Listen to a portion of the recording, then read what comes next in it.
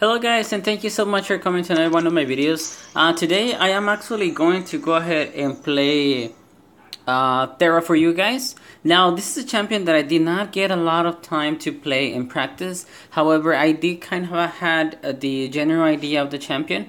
Now I'm not very good with assassins, so that is my disclaimer. Now going over the abilities for Thera. Her basic attacks actually slow the enemy. Now she has a drawn, like a bad thing about it. She actually deals 30% less damage on the towers or the core or any obstructor, anything. So yes, a good thing about her is that her basic attacks slow the enemy. As you level up, the slow effect will increase up to a 6% per hit, and it can stack up to 5 times, so getting you a 30% slow. Now, your first ability, it actually bounces on the enemy like this. 1, 2, and 3. Okay, so it bounces on the enemy, and you actually deal damage whenever you give each one of the bounces. Now the very last bounce is gonna deal additional damage and is gonna apply another slow effect. So what you can do is, whenever you attack the enemy, just keep in mind that you can slow the enemy with your basic attacks because of the passive that you have, and try to use the bounces whenever you have already stacked most of the slow effect of your passive. That way you're gonna get even a higher slow effect. Now right now, whenever you're fighting Constantine, you have to kind of predict the waterfalls. Now, not all the time you're gonna get it right, but just keep trying to move. And keep in mind that they usually want to use that ability as soon as they can, and usually it's every 12 seconds. Usually, if they don't build cooldown reduction. So yes, going back to the abilities. Now, if you level up your first ability, you actually get something else off of it. You get a you get the effect that you can actually make the enemy bleed with your basic attacks. So that ability itself has that passive.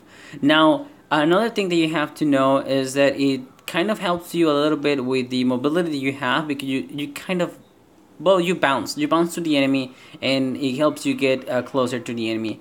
Now, your second ability is just a buff. You can toggle the ability to be on or off, and what it does, it actually increases your movement speed, your lifesteal, and also your attack speed. So that's gonna be a thing. Now, your ultimate, you throw a fish that you can hit the enemy, and once you mark the enemy, that enemy, you're gonna reduce their defense. It's gonna be physical defense, you're gonna reduce the magical resistance, and they actually will deal less damage to you physically. And part of the damage will be converted into health. Now, one thing that you have to know is that it doesn't work the same with magical attacks. It would just not apply any of that.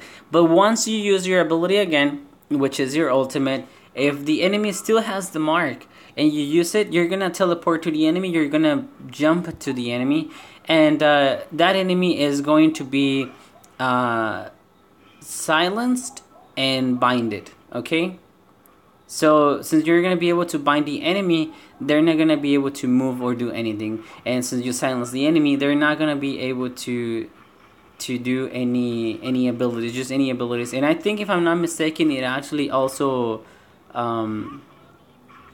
it's a bind plus silence.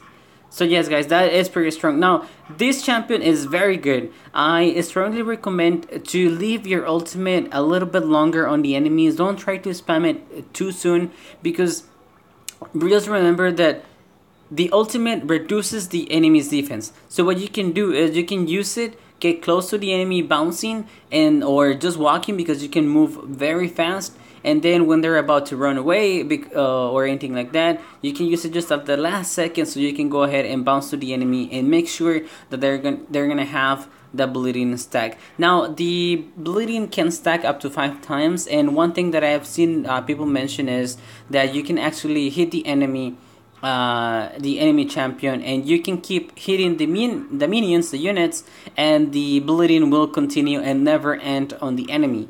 Now that is something that I have never tested because I no longer have Thera, but it is something that has been confirmed by other players that play Thera, that if you give 1 or 2 stacks to the enemy player and then you keep attacking and stacking more bleeding on the minions or the units, you're gonna be able to keep that that bleeding effect on the enemy. So with this champion, you can actually ignore having boots. You can actually be pretty fucking fast without having boots. You can also make sure that you get another item instead of the boots. For example, items that I do like to get on Thera, well, once I did play there, it was Power of the Gods. The main reason is that it has that ability that whenever you hit an enemy or whenever you kill a unit, you actually get an additional speed buff. So that's gonna be very interesting. Now I do have a tendency to go for lifesteal. The main reason is that you can get stacks off of it, and you can get 100 attack damage, and that's gonna be very good for her. And talking about items for penetration, you can go either way. You can go for Executioner or you can go for Dragonhorn. I do not like, personally, I don't like to go ahead and get both of them. I just get one, either or, depending on how much defense does he. Oh, they surrender. So guys, this is gonna be the video that I have for Thera. I hope that you guys enjoyed it. I hope that you had fun, and I guess I'll play her on a 3v3 match and see how that goes. So guys, thank you so much for watching this video, and enjoy the rest of your day. Sorry, but I do have to turn this one off manually. So thank you guys.